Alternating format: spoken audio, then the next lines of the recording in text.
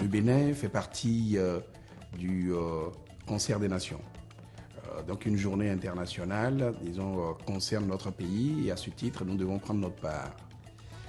En plus, il y a un investissement massif qui est fait depuis 2016 pour permettre véritablement au tourisme d'être un moteur de croissance et un moteur de création d'emplois. Et précisément, vous savez que le thème de cette année est relatif à l'emploi et le gouvernement du Bénin a estimé que sur la période 2016-2021, il était possible de créer un peu moins de 200 000 emplois directs, ce qui est énorme, dans le domaine touristique.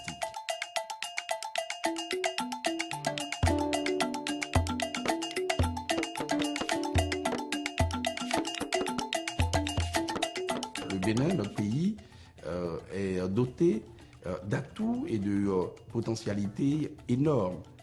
Je pense qu'aujourd'hui, tous les Béninois sont informés que notre pays a une ressource exceptionnelle qu'on appelle le parc de la Pendjari, où des investissements importants ont été faits et ce parc a été mis en gestion avec African Parks qui aujourd'hui a hissé la Pendjari au rang des parcs les plus intéressants et les plus importants de l'Afrique. Vous avez par ailleurs des investissements importants qui sont en train d'être faits. Évidemment, vous avez l'aménagement de la route des pêches qui est quand même formidable et qui ouvre sur l'océan et cela va se poursuivre jusqu'à Avlekété où il y aura une cité balnéaire qui sera construite avec des investissements très importants, avec le Club Med et d'autres opérateurs de renom en la matière.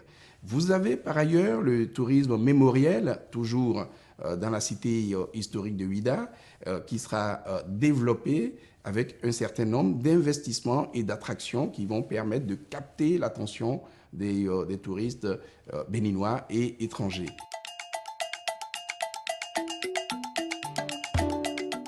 Au niveau d'Abomey, la modernisation et la construction d'un musée qui va évidemment nous conter l'histoire de nos rois et l'histoire de nos Amazones.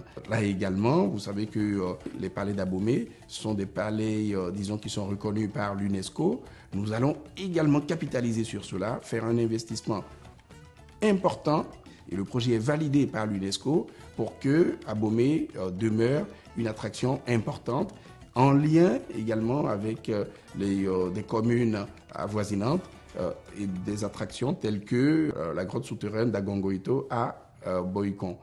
Vous allez avoir à Ganvié la cité lacustre où quand vous allez aujourd'hui sur Ganvié, vous verrez que le gouvernement réalise déjà des investissements importants, notamment des habitats, des villas témoins pour améliorer l'habitat des populations.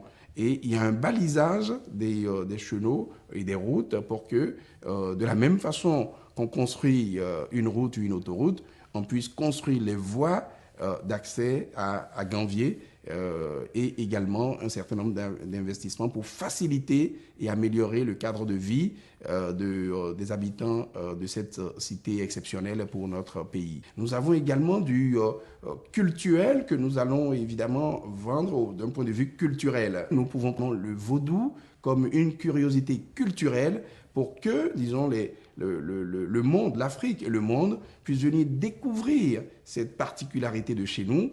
Nous allons développer ce que nous appelons la route des couvents pour que le Bénin et le monde puissent avoir un regard moins négatif sur cette originalité béninoise, sans pour autant que nous soyons évidemment dans le cultuel. Je saisis cette occasion, cette journée, pour demander à nos compatriotes de saisir l'opportunité ce vendredi 27 septembre 2019 pour aller découvrir des communes, des villes que vous ne connaissez pas, pour aller à la plage, pour aller à Huida, pour aller à Porto Novo, pour aller à Abomey, ceux qui ont la possibilité de monter un peu plus loin, pour aller dans la Takura, pour aller découvrir les collines du Bénin et pour également en profiter pour vous rendre compte que le Bénin est une mosaïque exceptionnelle de culture, de richesse. Le chef de l'État, le président de la République, est déterminé à révéler le Bénin au monde. Donc j'invite les Béninois avec enthousiasme à aimer, à découvrir leur pays.